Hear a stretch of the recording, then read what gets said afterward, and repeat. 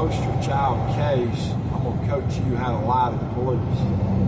See, John Floyd did not do that. She came to him having already lied to the police.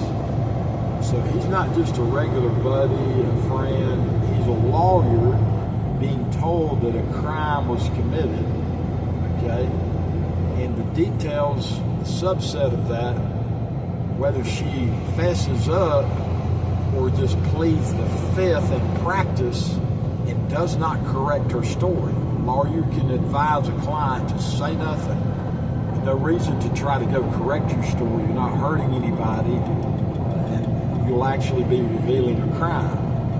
So he did the most legally proper thing in a way, because the only alternative would have been to tell her, go turn yourself in for false witness, misrepresentation to the police. And he told her basically to say nothing, Fifth Amendment, and use the term stick to your story. Now, that's where they abused their power and prosecuted him as if he had given her the story and then told her to stick to the story.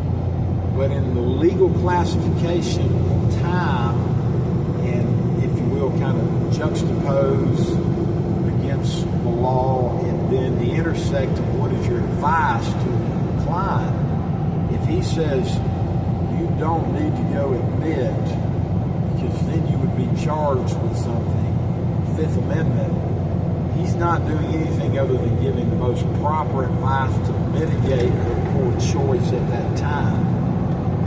So to say stick to your story that's in the record, he didn't say add to it, and he didn't create the original fictional story. So John Floyd was innocent. That's fact. He got framed in an ethical bullshit dilemma in a way where the only thing you could say is I can't take your case, and I think that's effectively what he did. But to go, you would be naive, and it's the shrewdness of the serpent, innocent as a dove.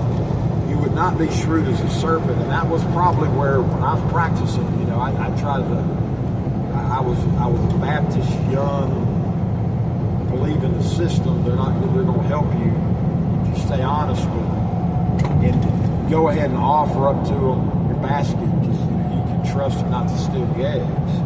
But the reality is, if he had told her to go back and correct your story, he would have been telling her to go incur a legal consequence unnecessarily. And as a lawyer, that's actually counter to what his professional duty would have been. So they took a trap to John Floyd and prosecuted him like he was coaching a witness with a story. He never made up the story. She came to him with the framework already. Okay, and he basically said, Fifth Amendment, don't do nothing, just stick to what the record says by basically saying nothing else to them. Now, that takes a lot to process as a layperson to think through, because it sounds like he's advancing her false story, but he's saying let it stick in the file as it is, because nobody else is going to get hurt by it, and say nothing else. But if you go back and go, correct it and unnecessary, this tree make a sound in the woods when it falls, I was standing right there and I heard it. There's no reason to even offer anything up after that point. Stick to the file, legal advice junction of Fifth Amendment. Don't go incriminate yourself. So they set him up with a false narrative as far as their legal arguments why they prosecuted him, as if he had created it.